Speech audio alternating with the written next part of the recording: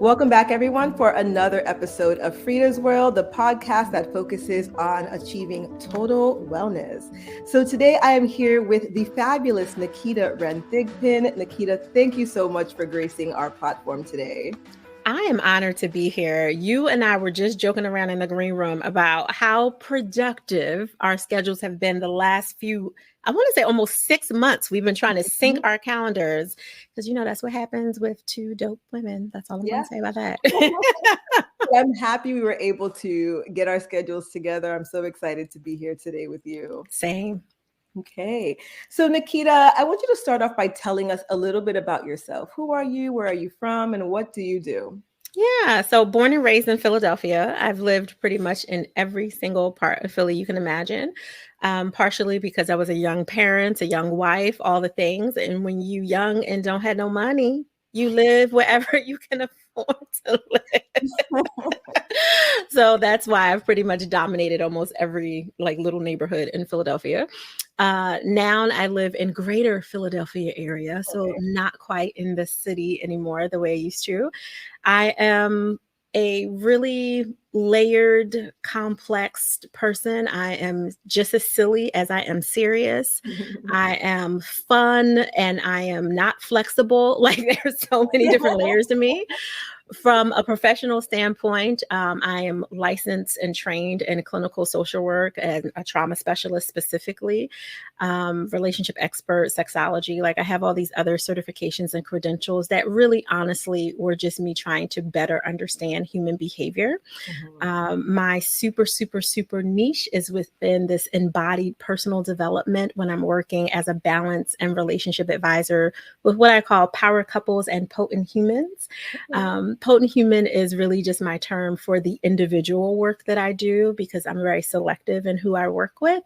And part of it is I want them to be a person inside the professional. I don't want them to always be an ego, always be postured.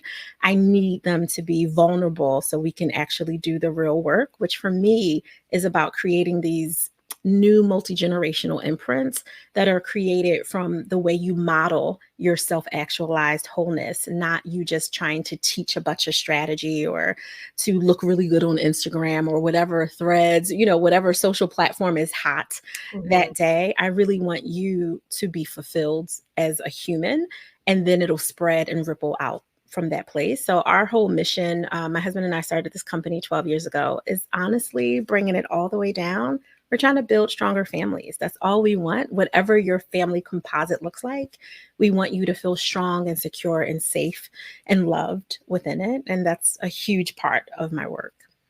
I love that. And especially I feel like, the conversations I've had with, my friends in our various group chats, I feel like this idea of really just strengthening this idea of family has been something that's been a reoccurring theme. Like a lot of us are kind of concerned, as we're all through social media, seeing what's playing out, what, this concept of family will ultimately look like. And so some of us are trying to figure out how do we kind of create something that's, like you said, that's healthy, something that's positive amidst everything that's going on outside.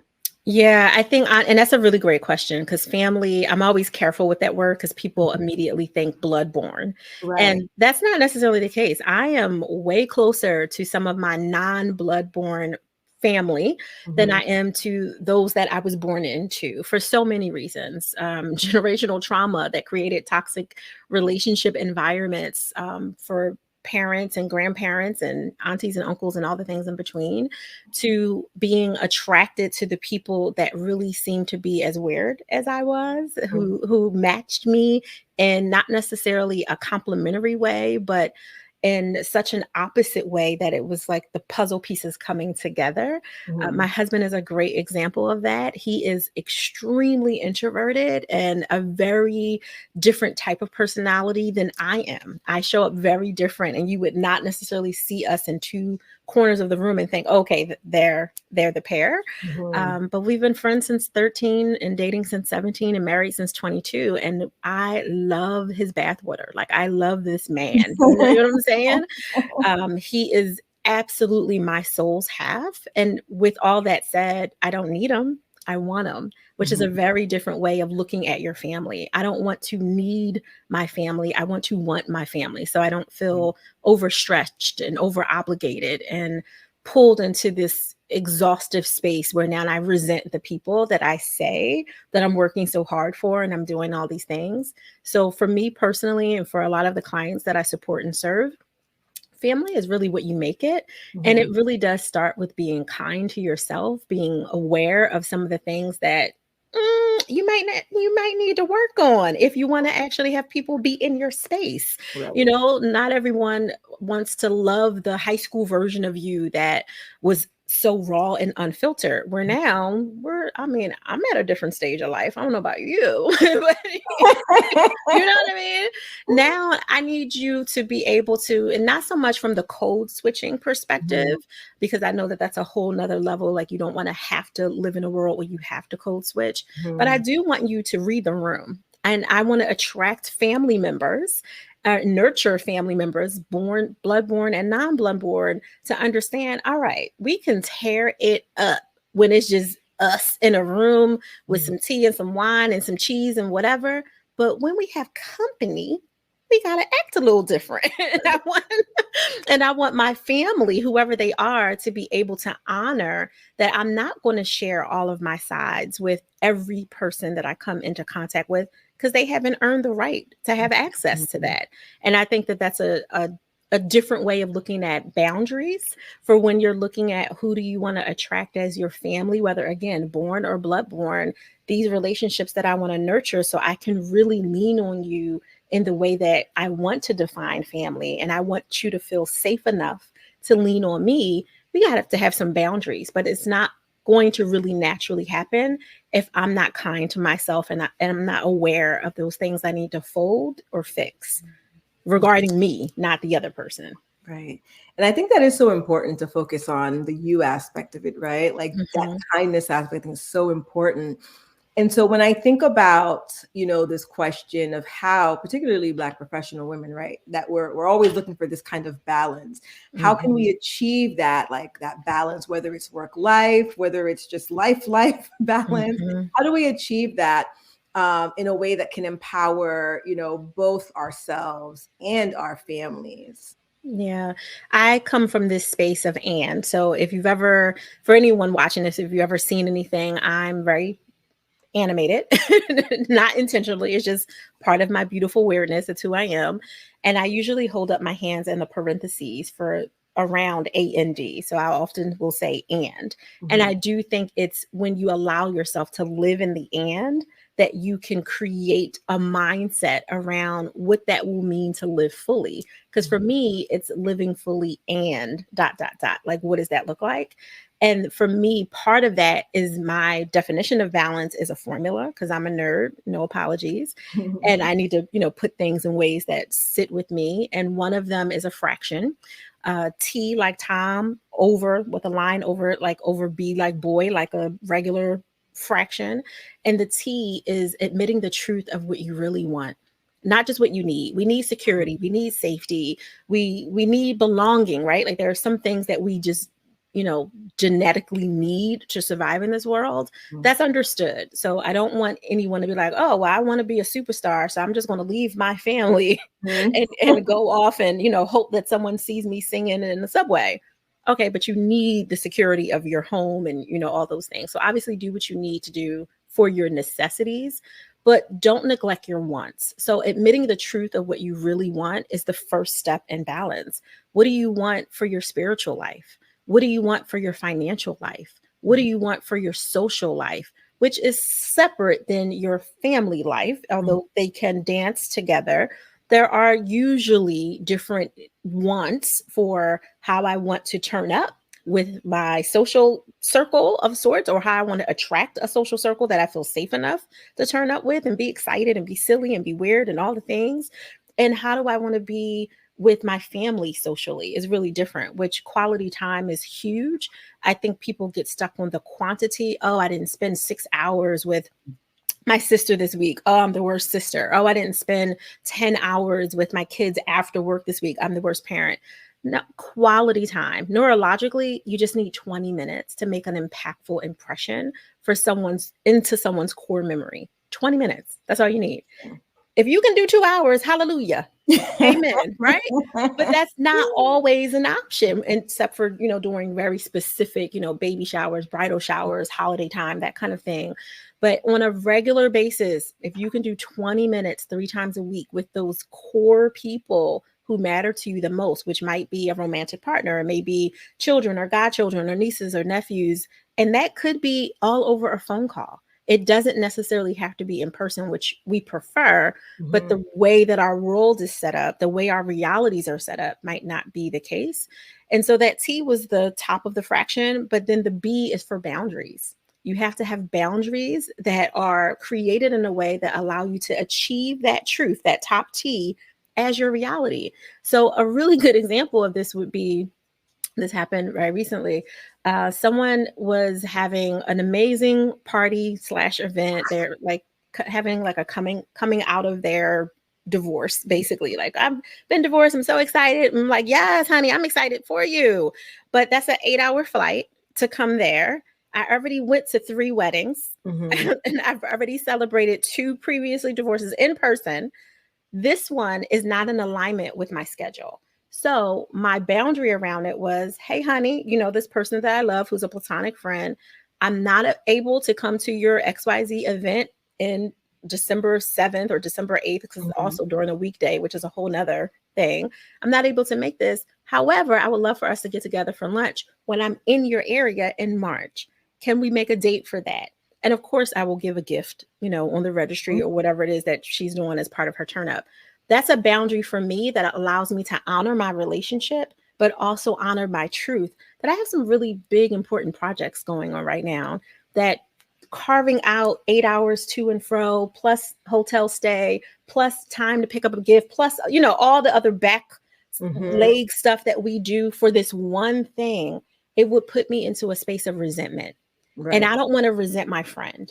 I don't want to, who I feel like is family. I don't want to resent them because I said yes to something that wasn't in alignment with my truth, just to appease someone and to fit into the people pleasing mode of what was expected of me. But it didn't really honor what I have going on. I don't want to dishonor her celebration, but selfishly, I need to honor me first, so that when I show up for her in March and we meet, I'm excited to meet her, not dragging my feet or, trying to figure out if this person is really supposed to be my friend because she didn't understand it. I have something else to do. And I think for us as women, specifically Black women, we have to do more of that centering around, what is our truth? How do I create boundaries around it? That will keep me in balance, my balance, which might be an 80-hour week this week, because my truth is very connected to the completion of this project. But next week, it might be a 20-hour week, right? Like, it's all about what is really in alignment with your truth versus being in this space of people pleasing, expired expectations, overstretched, overwhelmed, underappreciated, and everything in between.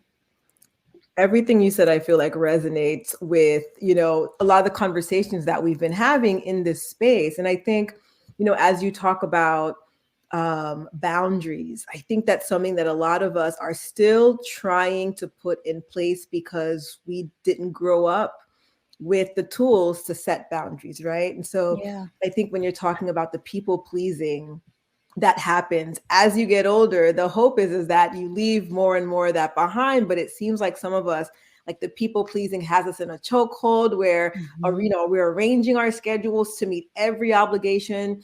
Like the example you gave about, seeing what's in alignment. It's not that you didn't care or you didn't love your friend, but it's what's in alignment with you. And I think some of us, we are not in alignment with ourselves. We don't understand what, we don't have a real grasp. And that's why we feel like we can stretch ourselves to meet everyone's, demands. And, we're tired. And so I think that, a lot of people who are tuning in, they want to figure out, how can I move away from people pleasing? How can I move away?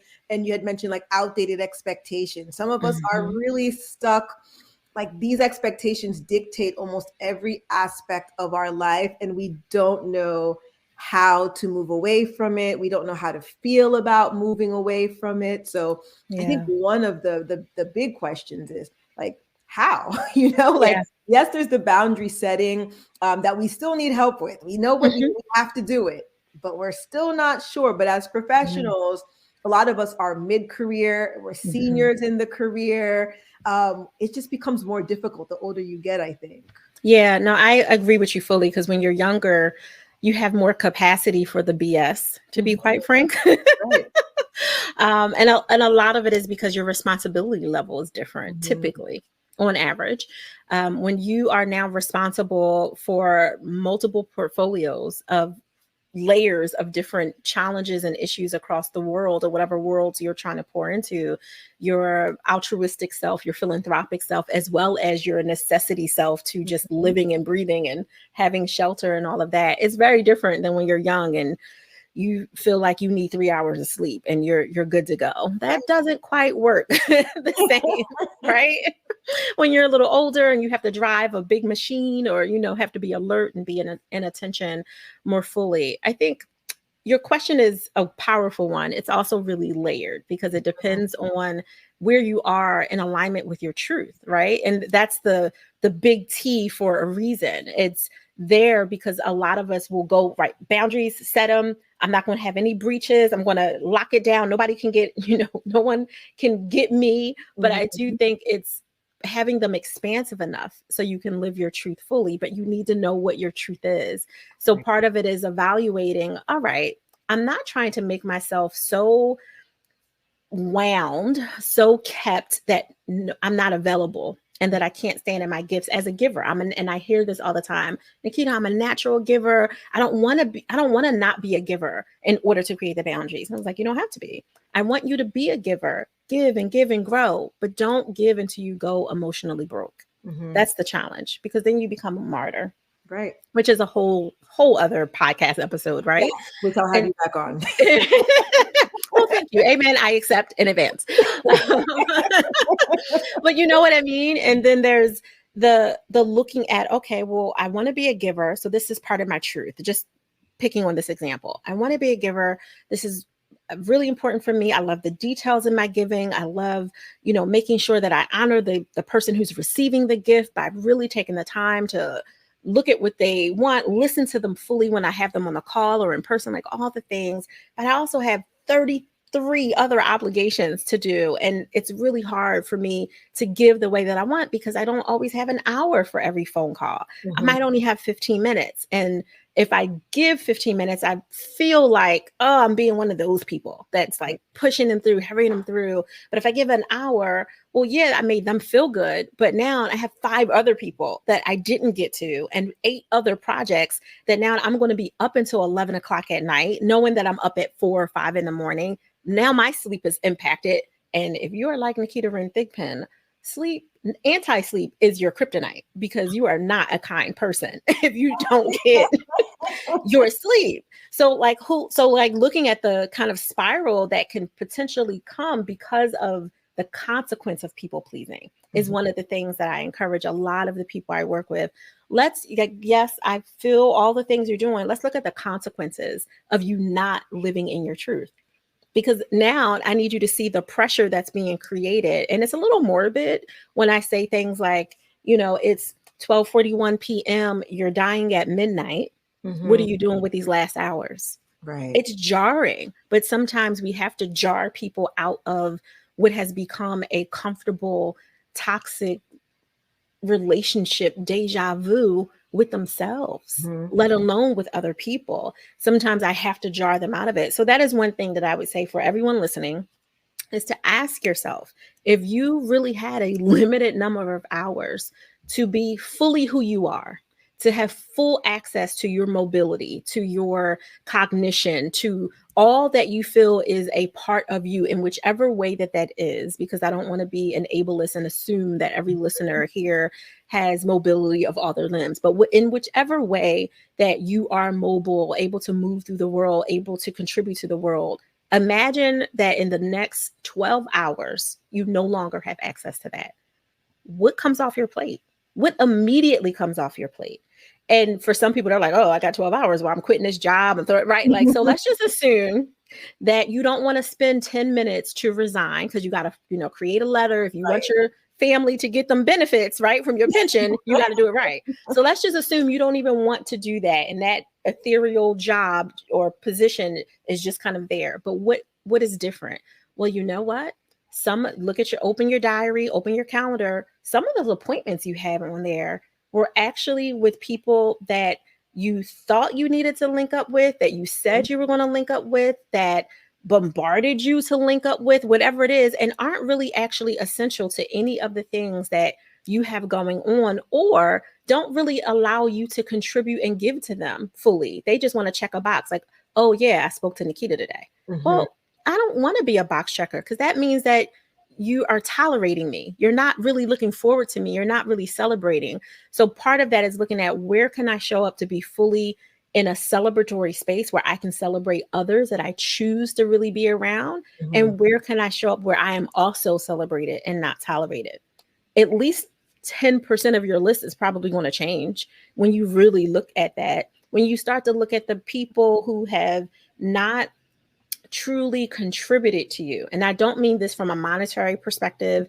I don't mean this and they had to buy something from you, whatever. I mean, they are the people that say, hey, how are you doing? But don't actually let you finish your answer. You start, if you're being honest, you're like, oh, I'm well. And you went to, parentheses it, ... But they jumped right into asking or vomiting on you, because not everyone has taken up your space.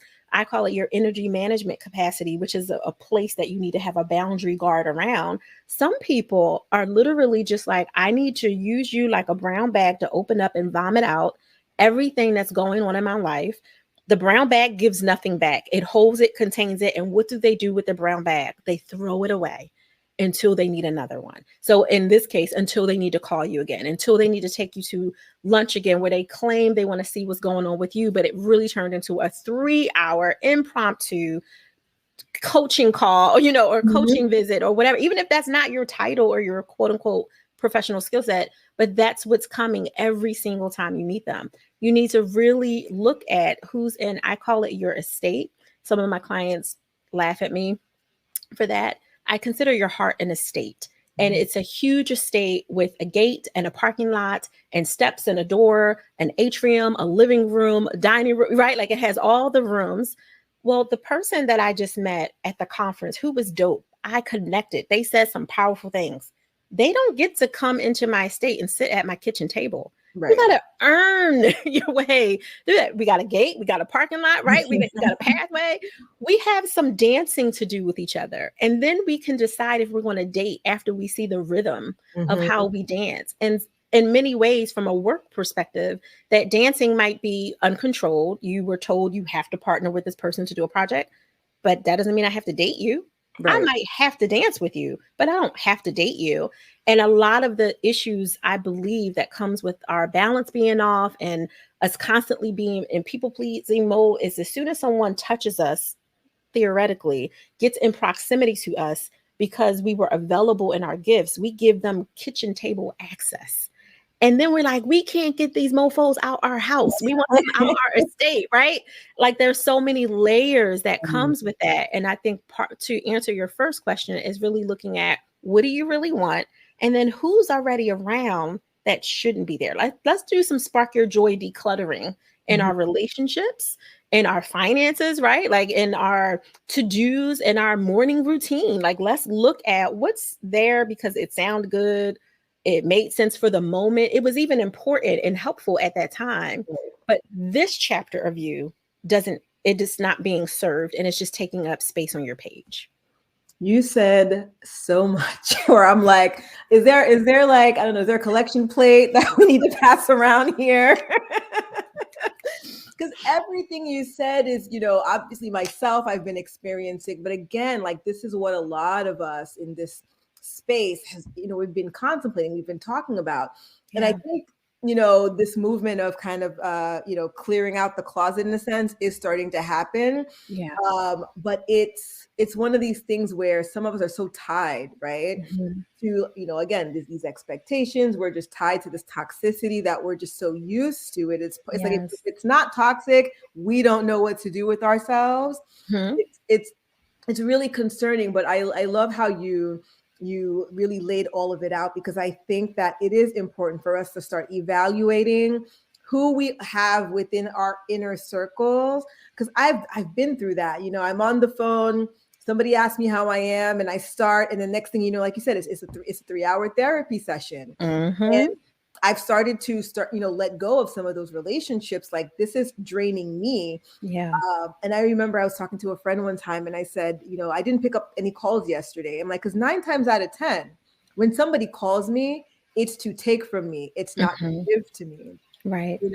So I think that is so important. I think, again, as we are getting, not just with the getting older, but we are having, more responsibilities, we're doing more, our energy might not be where it used to be. We have to be so protective of our time, of our Yes. energy. It is, there's a lot of takers in this world. It is. you know It is. And honestly, I don't think that many people, there are quite a few, but many people don't even intend to be that way. right. And I'm talking about myself, I'm not talking about you. I'm the first partaker of many of these lessons. I trained them to be that way because I was so I'm a giver. That is my natural me. I'm so giving in so many ways. And that's a part of me that I never want to change. I Mhm. always want to be in tune with that part. But I had to learn not to go emotionally broke too, Right. because God knows I wouldn't just give you the rope to hang yourself. I gave you enough to hang you, entangle me, pull my family in it, right? Like, just it was a whole hot mess on so many levels. And it wasn't either person's intention. My Mhm. intention was just to show you who I saw. I see the potential in people. I see your future in so many ways. And I don't mean like, like see your future that way. But I see the dopeness in people who can't see it in themselves. And Mhm. a lot of the people that I attract are often in that season of not really understanding how powerful. They might have come from a season where they were like, I was riding the power and then I hit a slump. But Mhm. many times they were just like, I don't see what you see in me, Naketa. Like, that is incredible. Tell me what you see. And a lot of our work is around helping them see what I see is already inside of them. I'm not making up a story for them. I'm helping them to tap in. But Mhm. part of that means excavating through that calcified chaos and confusion that's like cemented over their power, over their purpose, over their greatness. It's all there. I'm not really doing anything magical, but I'm helping them, sometimes equipping them with the tool. But many times they got the tool. They just got dust on the box. They put it in a shelf. It's buried under all the busyness. It's buried under all the expectations. It's buried under all the people taking stuff from them. And they forgot that that toolbox was in there and they need a little help refining it. And often a lot of it is when you are in that space in your professional self, in your personal life, in your relationships, when you are tired, I will say the BS, you are tired of the takers, Mhm. you're tired of all the things. The first thing that I encourage everyone listening to this to do is to look at how you are culpable in this relationship. For me, just talking about me, I was culpable because I gave so much that sometimes I didn't allow the person to show me how they could give back. It was like, no, I got it. We going to lunch. No, I got it. We're doing whatever. No, I got it. Everything was I got it. I got it because I'm a natural giver. I'm not doing it so that you can owe me. I really didn't mean it. But what I did is I kind of cued them to never need to pull out their wallet, to Mhm. never need to make space for me when I really wanted to talk. Because it was always like, no, don't worry about me. The family's good, given the Right. highlight reel. Family's good. What's going on with you? And I would turn into that. And then, 6 months, year, 2, 3 years down, I'm like, wait a minute. When I talk to this friend, this family member, this friend that is fam to me, I feel like I'm working and I don't want to be Mhm. at work with them. I really want to just be able to turn up or to turn down or to just sit Right. in silence and be okay. And I realized, Naketa, it wasn't all them. Some of it was because you trained them to be this way because you hadn't truly defined what you want in your relationship. So that was personally what I first had to do. And when I did, I gave out a lot of eviction notices. Okay, let me be very, very clear. I was like, oh, this, and my favorite term, no, that is not working for me. That is my favorite bracketed quote. Right. Oh, Naketa, no, that does not work for me. Oh, sexual harassment issues. Oh, you look fine. No, that does not work for me. Like, that is my favorite term. I don't have to stay there and stand and look at you with a South Philly stare of death to let you know that I will cut you. I don't have to do that. That is the 20-year-old version of me that had to emphasize my no. Now it's no and move on. Now it's no with no explanation. Now it's no, period. And the more comfortable I became in doing it really came from the practice of exercising that muscle and being okay with it, to be quite honest. And once I moved past the personal understanding of like, oh, this is how you contributed to this relationship, then if I really saw potential in us healing a relationship, taking my responsibility for me, I would have a come to Jesus conversation, as I call it, and be like, listen, girl, listen, guy, listen, whoever, I would really love to talk about how I would like for us to be different in our relationship. Give you some space to figure it out. If you say yes, give you some room to grow into this new way of being. But the only way they could do that is if I modeled who I really am and not try to constantly remind them of who I was. Because I think that's sometimes the biggest, it is both a compliment and an insult when someone says, oh, you've never changed. No, I should have. I ain't seen you in 15 years. I should have changed. But if you just mean like, oh, the fun, the spirit, okay, I hear the compliment. But I hope that was a superficial comment, because if you really meant it on a deep level, either I got some work to do or you're trying to hold me into that box that you put me in, because I opened the door and I allowed it at one point, which is the only reason I was there. Well, now I break boxes just as much as I break barriers. And the only way you're going to see me different is if I show up different consistently. Right. Yeah, I do think there's a level of accountability that we all need to take. And I think that's where that self-evaluation comes in, right? Because as you're talking, I'm like, yes, I'm definitely culpable when it came to how people interacted with me because of the way that I interacted with them. Somebody opens their mouth and I'm already like giving them business plans. I'm like, I see, like I'm already, pouring in so much. Like, so they entered through the front door. I didn't have them sit in the living room. I'm already bringing them, to the backyard. So I think that for those who are tuning in, I think it is so important for them, for everyone to do that self-assessment. And I love, your statement, like that is not working for me. I think I might be adopting it. Yes, take it. I share willingly. Right, because it's true. Sometimes things don't work for us. And I feel like we think we owe all this explanation when we really don't. So no, you really don't. Like, I think the people you owe explanations to are the people who help you pay your bills. Right. So in my case, it would be my soul's half and forever lover. He, as a human, he is the only human walking this plane that I actually need to explain myself to, because we are partners in life and beyond this life. And for me, God, if I'm like, I'm in my head, I'm trying to figure out something, let me explain to you, even though I know you know what you know, let me explain to you what I'm thinking. But outside of that, no one else gets an explanation. And I do think part of that is limiting who has access to you. You can be available, and I talk about this all the time. You can be available to the world. Your gift should be available. Like, yes, I'm very grateful to be privileged to be here with you right now, speaking on this microphone and sharing who I am, my story, my gifts, my expertise of 25 plus years, all the things. Thank you. So grateful. But that doesn't mean that everyone listening to this could immediately dial me up on my cell phone and get me at 3 a.m. and get a response. I don't care if you found my cell phone number on the internet. Let me be very clear. My kids can't get me at any hour unless my spirit has told me I need to answer that phone. So be mindful.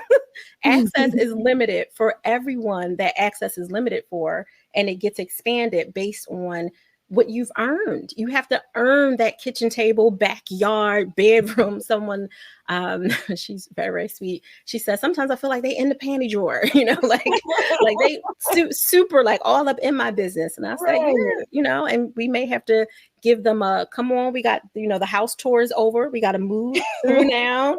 And some people are straight eviction notices. And I know it's easier said than done. I Right. do know it is very difficult. And in parentheses, I'd rather have that difficult moment where conflict is necessary for me to strengthen my conflict intimacy muscle than Mhm. for me to continue on in this fake relationship where I made you think that you mean more to me than you do. And Right. I say that with love. I love love, but everyone has their position and their place. And I don't want the person I just met 3 days ago to think they have the same access as my girlfriend who's been with me since I was 13. Right. I don't want the girlfriend who's been with me since 13 to think that just because we have 30 plus years together, that she has the same access to me as someone I've only known for a few years, but who has truly been in reciprocity with me. Mhm. Whereas maybe she and I just have known each other by name, but don't actually have a reciprocal, intimate relationship at all. And I do distinguish that for all of our clients that we work with. You don't owe anyone anything except for the person that you are in actual partnership with. Right. If you happen to have that person. And if you don't, hallelujah, because that means you don't owe anyone anything. Okay.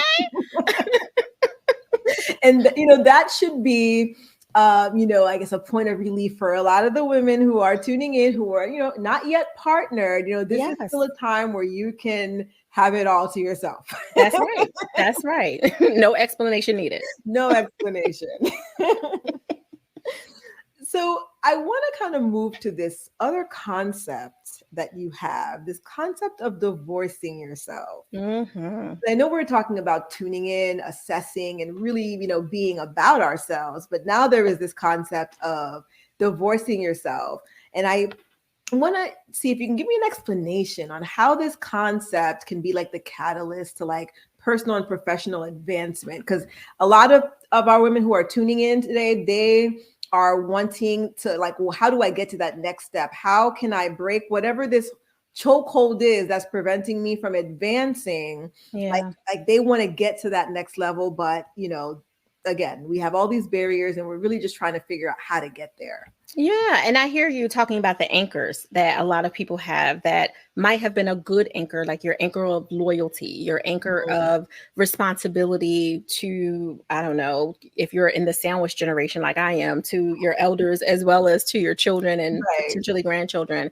Sometimes those anchors, which were formed because of good intention, start to really stifle your ability to fly and to Mhm. expand. And that's usually the tension that's created in the, I have all these things I need to do, but I can't even get to the things I want to do. I don't even have time to dream what I want to do because of all the anchors that are just like pulling me back towards this place that of who I was, not necessarily of who I really am and who I've always meant to be. So Mhm. the divorce yourself kind of process, again, first partaker, it came from me needing to divorce myself more so than what I saw in my clients. For context, for those of you who might have just started to join, I'm a licensed clinical social worker, trauma specialist, and relationship expert by foundation before I got into the personal development world as we know it now. And I still carry all those licenses and so many more certifications with me, but I use them more as the tools that need to be pulled out as my intuition is sharing with me what will serve this person or these people that I have the privilege to be in service to the most. And what I realized was I had learned a lot of tools. I became an excellent blacksmith with weapons. I could handle almost any weapon. And when I say weapon, I mean the weapons of care, the weapons of survival, the weapons of growth. I became really, really sophisticated with them in terms of honoring that I needed to keep them a certain way, polish them a certain way, and even showing people how to use them so they could use them carefully for themselves. But Mhm. what I wasn't doing is I wasn't necessarily using them on myself where I needed them consistently. And when I realized that many, many, many years into my parenting and many, many, many years into my marriage, I realized that the person I was becoming was kind of a Twilight Zone version of who I abhorred, of who I never wanted to be. And in my particular case, it was my biological parents who had abandoned me. There was substance abuse use, there was lots of trauma, all kinds of different things. And I was like, I will never, right? Like, I will never do this to my kids. I will never. And I didn't give them that. But what I did give them was this highfalutin, booked and busy, never available, out of reach, right? This, protective but not nurturing version of me, because I was constantly on skates while holding the spinning plates on the roller coaster of life. Like that was the parents, and that was the wife, that was the sister, that was the friend that people were getting before I decided to divorce myself from it. Just to give like a little visual context of it. And if you can imagine someone on skates holding spinning plates, multiple spinning plates, while being on the roller coaster and trying not to drop any of them, that person is probably not as kind to themselves as they need to be. Right. A lot of, you better not drop this, like a lot of cussing and fussing, a lot of angry, a lot of tension to hold all of those things in place. Also, a lot of ego to think that I had to be the only one to do it, when I had people around me that really were just waiting for me to ask. Like, we want to come close, but you're so tense and so, out of reach that we don't even want to offer because we don't want to get our heads bit off, like there was just a different version of Naketa. And so I divorced me first. I wrote myself a letter. I wrote myself a letter of not, cussing me out, but I, Naketa Ren Thigpen. Actually, I used my full government name, included my maiden name. But, on this day, at this time, divorced myself from not honoring who I am supposed to be, from not really respecting my finances, because God knows I tried to give it all away. Like, there was a worthy issue of, oh my goodness, I have this. I need to, what do you need? Got it. What do you need? Done. You just talking about what you're doing in 3 years. Let me help you do it now. Right. Like, that was definitely me, because I had money mindset issues and all the other layers in between. I had to divorce myself around how I felt that there was something that needed to be fixed, and I had to be the fixer. And I had to be honest in my letter to myself around what happened. What are the consequences of fixing? Well, I found that when you fix other people, because technically you can do it. I know people say you can't fix another person, but that's not true. If they allow you, and if they're really vulnerable and willing, you can, but then they resent you for it. Right. Because they look at you as the person who held the truth of what it looks like to see a broken version of them. And now that they're fixed and all together, they don't necessarily want to share, like, oh yeah, this person helped me through this. And there may be some superficial level thank you on that level, but you will, if you really look at your relationships with people that you really fixed issues with or really solved something pure for them, often they start to remove themselves. And all of a sudden, when they used to call you and be available for a call because they knew they was going to flip it and turn it into a vomit brown bag situation, they're not available. Now you got to get on their schedule. Now you never see them. Now they're always so booked and busy themselves that they can't help, support, do, be whatever it is that you need. And a lot of it is because you're a mirror of where they were. And that's not your intention. Your intention was to help and support and serve. At that moment, you've moved on, but they can't, because you should have never fixed. You should have co-created the solution with them, helped them see how to do it, even supported them in it, give them a little resource to get the engine going, but not actually completely fix, because people resent. So in my divorce letter to myself, I went through all the areas of my life that I could look at. And it was a sloppy letter. It was a messy letter. But after I did all of that and kind of shed all of the pain that I knew I needed to, then I wrote a re-engagement letter on a new page to myself. And I re-engage with the person that I am, not who I'm becoming. Who am I? Who have I always been that I couldn't get to because of that calcified chaos and confusion and the trauma and the drama and all of the things? Who is Naketa in there? Well, Naketa is a giver, and she's actually not a sharer. That was something I learned about myself. Right? Like, I will give in a minute, but I don't really want to share. And that came up around my relationship. I will give my husband whatever. Oh, you want that other woman? Go ahead, get it. But I don't share. So you know you're gonna sign these divorce papers, right? Right. Like that is. I had to be very honest with myself about who I am on the inside and be okay with that.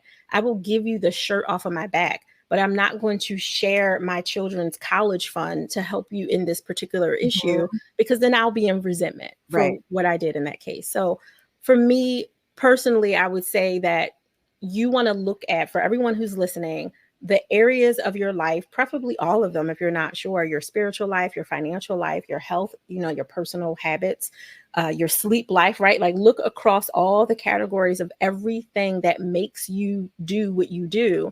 And where do you need a divorce from? Because it's not actually serving you. It Mhm. starts with just verbalizing it. Words have power. So much more power for those of you who are not woo woo and like, I don't believe that. Affirmations are crap. Affirmations are not helpful if you are constantly putting them back into a broken, hard board, right? Like, when you think of a computer, the hardware versus the software, Right. if your hardware is broken, no, it's not going to work.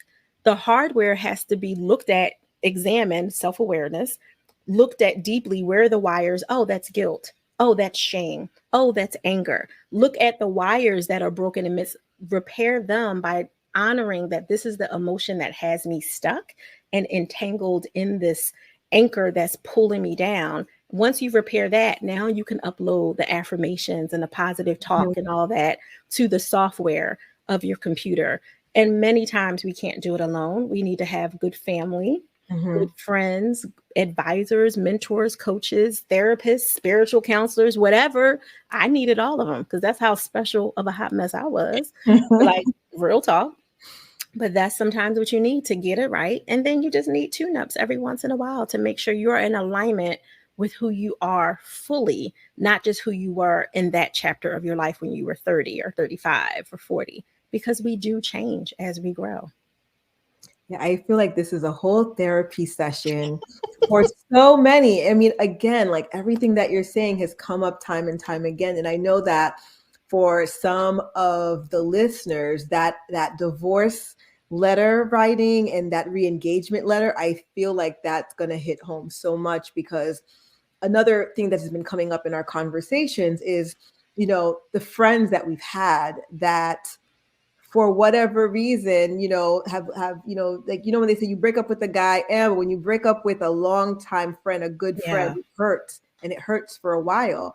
Yeah. And many of us have found ourselves in these situations where we've been divorced by these friends, Mm-hmm. no idea what happened, have no idea what's going on, and it's hurts. But Yeah. as you were talking about the fixing, a lot of the Come women on. who are tuning in, we are fixers, and we've been Mm-hmm. fixing our friends. We've been providing them with shelter, providing them with, the necessities, providing them with opportunities. We've been literally hand holding some of our friends Yes. for years.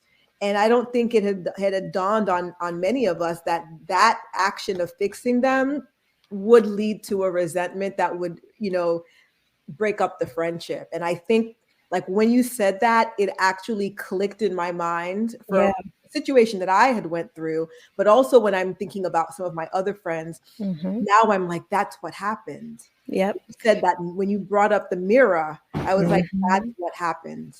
Yeah, it's a powerful thing when you realize that some of the people who ghosted you, who might have Mhm. actually divorced you, but you just didn't know it. Like you were like, I didn't even know we were separated until I went to put my key in the door and realized it wouldn't open, right? Mhm. And the locks were changed. That was such a gift.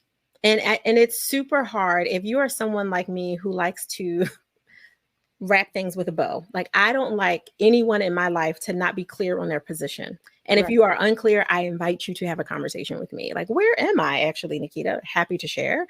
I also don't want anyone in my life to feel that they can't say something to me and that they need to ghost. Like that used to be a huge pet peeve. Now I'm just like, okay, if you're ghosting, you're showing me who you are, right? Because if you know enough about me, having a conversation is all I ask. And if we have room to repair, hallelujah. If we don't, that's okay too. That it's a gift for both of us to disentangle ourselves from a relationship that wasn't truly serving. Mm-hmm. Even if I ignorantly thought that this was a great relationship, clearly there was something going on for you to divorce me or to pull away or to ghost or to, like, how they, what do they say, quiet quitting, where people Right. are quietly quitting and Right. then right into quietly quit you, and then all of a sudden you're like, oh, it's been 5 years, there was no incident, but Right. you just kind of disappeared. And it was because the relationship was out of balance.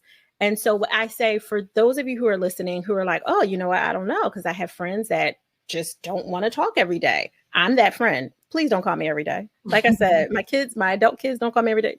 Do not call me every day, because I don't like clinginess. But I am fully invested in loving you, and I am here. So we typically schedule our time. We have deliberate moments where I'll just send a thinking of you text and really mean it, not a blast, not a group text to 10 of your friends with the same message. I don't think that's the same as saying, you know what, Tina, Lisa, John, David, separate messages, thinking about you, XYZ with the kids. How did that go with your dissertation? I remember the last time we talked, I know it was some time ago, but you mentioned that you were having a difficult time getting a gift for why. How did that make out? What did you get? Would you get it again? You know, just whatever is personal for them. Having deliberate moments scheduled on your calendar, not that your friends are scheduled, but the moment to remind you in our full and productive schedules. All right, it's about 8 to 12 weeks, or once a quarter, or once every 6 months, or once a season. I love seasonal things. Just reminder, check in with these people. And I literally put all the people's name in there. I have a personal list and a professional list. Everybody doesn't get a message 4 times a year or 6 times a year, but I rotate, like, oh, okay, because I'll do a highlight. I talk to Retha, I talk to Tina, I talk to John. Next time that it comes through, I talk to Suzanne, I talk to Bobby, I talk to Lisa, right? Like, just going through. And even if everyone got a personal touch once that year, it was me deliberately thinking of them, but doing it in a way that honored my truth of my full and productive schedule, because I am on my way to doing something incredible in my life, and having boundaries that allow me to be expansive. And it doesn't take away from your kind of impromptu meetups and, you know, flexible situations. But many of those people who left you or let go or ghosted, which is still not a good characteristic to have. But if you did that because you don't have good conflict intimacy, I do believe we need to learn how to fight. And fighting is totally normal with family and friends, but you have to learn how to do it. Because if you're treating me like a stranger on the street and beating me down that way, you probably didn't love me the way that I deserve to be loved, even if that is your love language. But learning how to do that comfortably, and saying, okay, I hate the way you're handling this. This really got under my skin. We can't talk about it now, but in a couple of days, I would love, or a couple of weeks, I would love to talk about it, and we can still be friends. That tells you something about a person versus, oh, I absolutely hated the way Naketa handled it, I'm never going to talk to her again. I had no idea that you hated or disliked or felt dishonored by whatever happened. But if you communicate with me, again, we can either have great closure around, okay, thank you for sharing. That still doesn't work for me, and that's all right. And no, we should no longer be in access connection that way. Or, wow, I really didn't understand that that's where you were coming from. Thank you for clarifying that for me. And I honor your vulnerability. It can go either way if we're willing to do it. I hope that was supportive in what you were kind of like thinking for your clients and your friends and even your own personal situation. Very supportive. I think, I mean, you brought so much insight to that piece. And, you know, sometimes when we think about these things, we think we're the only ones dealing with it. And we're like, oh, we don't understand. But I think even for ourselves, when you said, you know, just being comfortable with, like, you know, that intimacy, right? That conflict intimacy.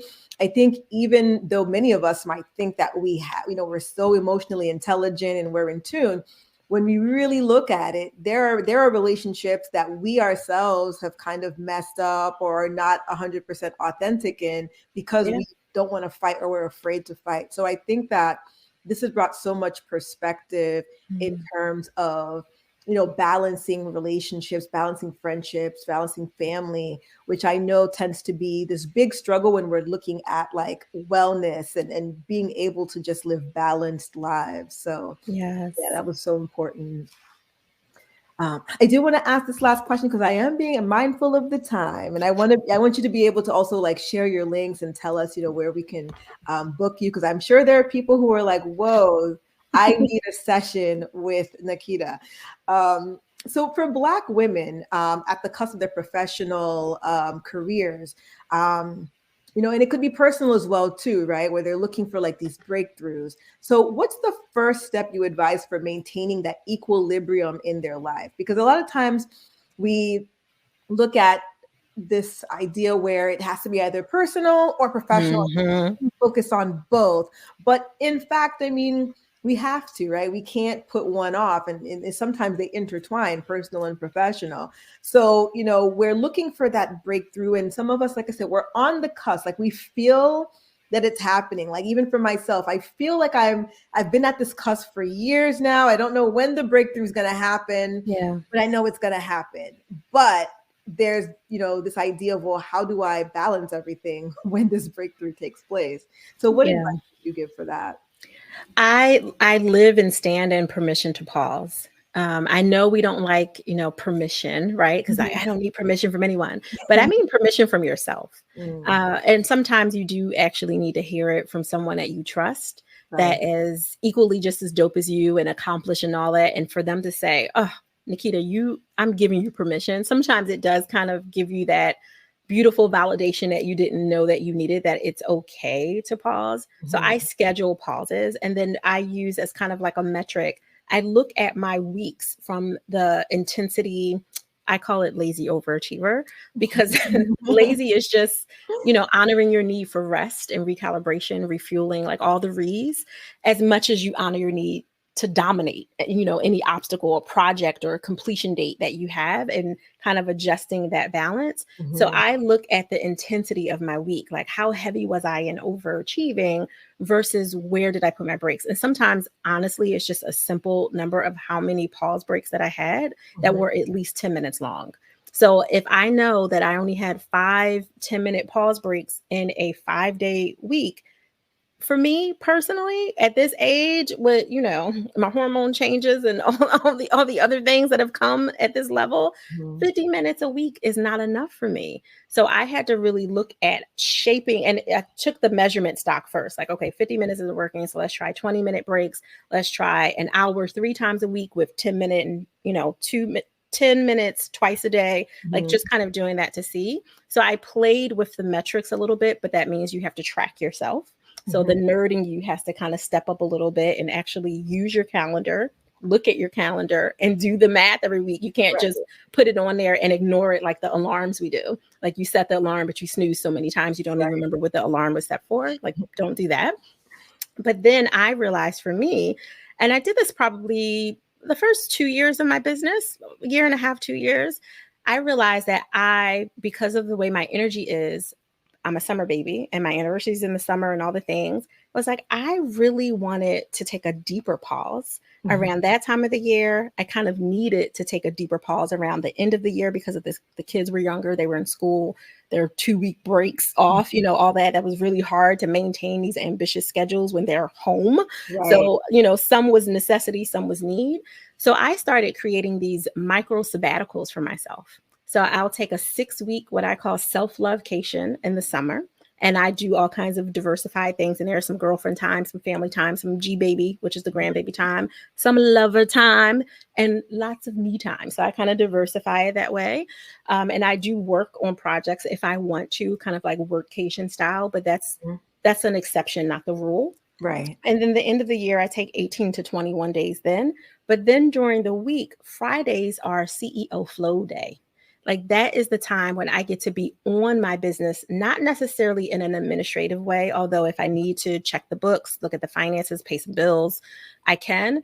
But as a CEO and being in flow, I might need to go to the beach and let God speak to me. Like, what's in alignment? What am I stuck on that was a last year project that shouldn't be a next year project? That kind of thing. So Fridays are really that day, the full Friday. One Friday a month, I will allow if I have some meetings or trainings or speaking engagements, but that's it. You don't get to carry. I don't care how much I love you. If it is professional, You do not play with me on a Friday unless it is one Friday a month where I put it in. So that's kind of how I balance it. And Mondays are more of an admin day with a couple of slots for our private advisory clients who are not needy, which is another way that I helped coordinate the pro personal balance is I get to choose who I play with. I don't just take anyone who calls me. There's a little bit of gatekeeping and a question from a business perspective of like, are you a good fit? But the energy tells me everything I need. So I invite people to have tea with me. Anyone listening, send me a DM. Let me know that you heard me on FREEda's World. Tell me you want to have tea. We will have tea, roughly 20-minute conversation. And that I just want to know who you are. It's not a pitch call, any of that. But that lets me know, are you a human that I actually want to dance with and potentially date? Oh, okay. Well, how does our dating look now that we've danced a little bit? Well, dating might be, oh, this is just someone that's going to be an amazing subject matter expert that I refer to. This is someone that might be a strategic partner that I work with, like who could be a client, a referral partner, someone that we do panels and speaking engagements with, whatever, or someone who might be a part of my quarry after some time. My quarry is kind of that kitchen table, like the deepest part of my quarry is the kitchen table. And this might be someone that I could see becoming that, but we need to dance and date a little bit longer. So those T's tell me everything I need because I trust my inner brilliance. I trust my intuition, and I don't hold myself bound to the mistakes that I made when I gave those other friends and other people in my life all that rope that entangled and choked both of us, because I learned from those lessons. So also trusting that you learn those lessons and you're not going to repeat them unless you're open to repeating them again. You have learned enough. If you said, I got it, that won't happen again, but it's also not stopping me from loving, from learning, from leaning in, and from connecting with other souls that I rightfully should be connected to. I love that. I love that. I think that trusting your inner brilliance is so important. I think a lot of us, like, it's in us, right? Yeah. But it's just that trust factor. You know, we let all these outside factors, you know, kind of erode that trust. But I think that this equilibrium that we're all looking for, you know, it's definitely achievable. And I like the workations, the staycations, the pauses that you talked about. I've tried to do some of that myself. I'm not the most successful. I'm still working on it. But I think it's so important. Like sometimes when we keep going, you know, that burnout is real. Yes, and then it we is. can't think clearly. But the times where I have just said, you know what, I'm just going to take a break. I'm not going to do anything. Like I feel like the ideas slowly start to, you know, they come to me. It's not forced. It's kind of, you know, like, okay, this is, you know, I'm taking a shower and this brilliant idea just pops in because I'm not on this like stress train. So I think that's so important. I think for those who are tuning in, and I'm guilty of it because I'm like, I can't stop. You know, I'm working full time. I'm trying to build this brand. I can't stop. There's no time to stop. But if we keep going at the way, you know, at the pace that we're going, you know, we're eventually going to be stopped, and it's not going to be in a good way. So. Yes, right. Because your body, just like your body holds all your trauma, your body holds your other truth. And the other truth is it's going to dominate you if you don't dominate it. Right. And you get to dominate your body by listening to it. Like, oh, you're hungry, you're thirsty, you haven't peed in 12 hours. Okay. Right. Like, right. Like listen to your body. And we're all guilty of it. God knows my youngest, who's 22, she'll be 23 in a hot second. She constantly is like, I don't think I heard you pee today. Like, I don't think I heard you come down from the office. I'm like, well, part of it is because you're in your own world, right? Like you're not really paying attention to me. Right. But sometimes you're right. Like, you know what? I didn't stop today. And I like to drink something every 2 hours to make sure that I'm forced with my little tiny bladder to have to go. But if I was in a zone, I'm not thirsty, I'm not hungry. Right. And the burn zone is amazing, but you will burn out if you stay there. Right. So just being mindful that it is a great thing to be in the burn zone, but it is supposed to be like a spark, like a moment of a few hours at a time, not 12 hours. And now your bladder is like, keep playing with me. Right. Keep it. Go ahead. Keep doing it. Oh man, Naketa, this was, I mean, I would love to go on for more hours because I'm like, there's so much to talk about. Like, again, I feel like this was a whole therapy session for me, especially, but for many who are, tuning in. But I want you to have the opportunity to like share. I know you have some books. I Mm-hmm. know that, again, people are wondering how can we, book her? How can I get a session with Naketa? So I want to make sure you have the time to talk about where we can find you, some of these books that you've created, and maybe what you have in the pipeline. Yeah. Oh my goodness. Thank you, first of all, for extending that spaciousness.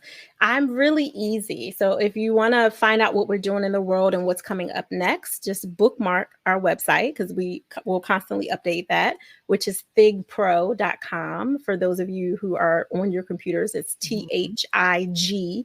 THIGPRO.com. That's where we pretty much update everything that's front facing. Balance Boldly podcast is my baby. It's the full name is Balance Boldly for ambitious women in business and a few brave men. So I invite you to subscribe on wherever your podcast platform of choice is there. I'm live every week with that.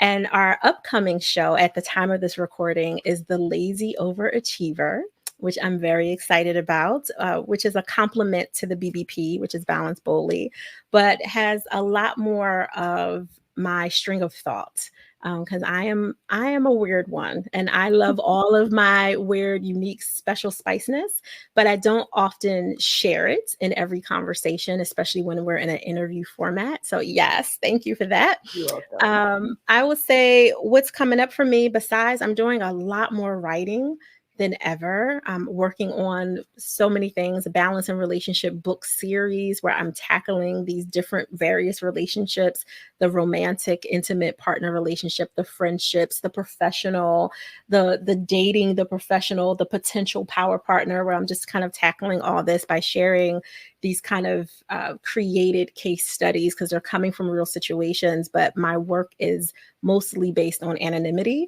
I don't share my clients unless they share themselves. So typically, because we're working on intimacy from the bedroom through the boardroom, I allow that to be what it's supposed to be. And all of my clients typically come based on who's referred to me from those inner circles. Mhm. Because you'll look at my website and you'll see there's some success stories and testimonials that we post, but most of my imprint is literally in the ripple of all those families, which is at last count over 20,000 Oh that wow. I've served. So I'm showing up in all the places that I'm supposed to.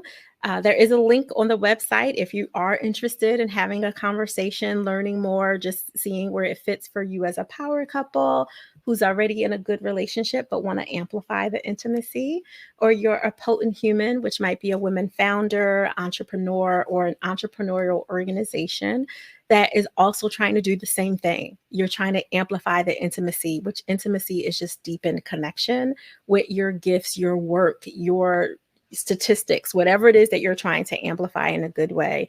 That is where my happy place is, because for those of you who follow strengths assessment, I'm an activator and I really do live as an activator. So those are all my places. LinkedIn and Instagram, I'm at Ask Naketa everywhere. But outside of that, I would say just go to Think Pro and you'll find everything you need. I love it. I love it.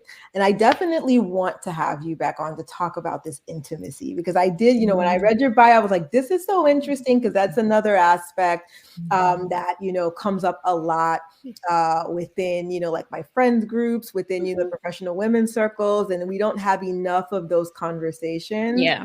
So I definitely want to bring you on to talk about that. But I thank you so much for taking the time to really just share. I mean, you were so insightful, and Thank you. I know that those who are going to be tuning in are really going to get a lot of gems because, like, our goal is really to like what is total balance and to really get there. I truly believe that we can Yeah. achieve it, but as you've referenced so many times, it's a mindset. There's a lot of work that we need to do, and I think that with today's episode, we're one step closer to getting to where we need to be. Thank you. I appreciate you and I honor you for holding this platform because it's needed. Thank you so much. Thank you. Well, everyone, thank you for tuning into another episode of FREEda's World, the podcast where we talk about total wellness and how we can achieve it. Again, we had an amazing guest by the name of Naketa Ren Thigpen today. I hope that you guys follow us for our next episode. If you want to know more about FREEda's World, definitely follow us on Instagram at FREEda, FREEDAS_world. You could also find us on Facebook and on Twitter, but we mostly live on Instagram. To watch the full video, for those of you who are interested in the visuals, it will be available on our YouTube channel, Black Ivy Media. But with that being said, I will talk to you guys next week.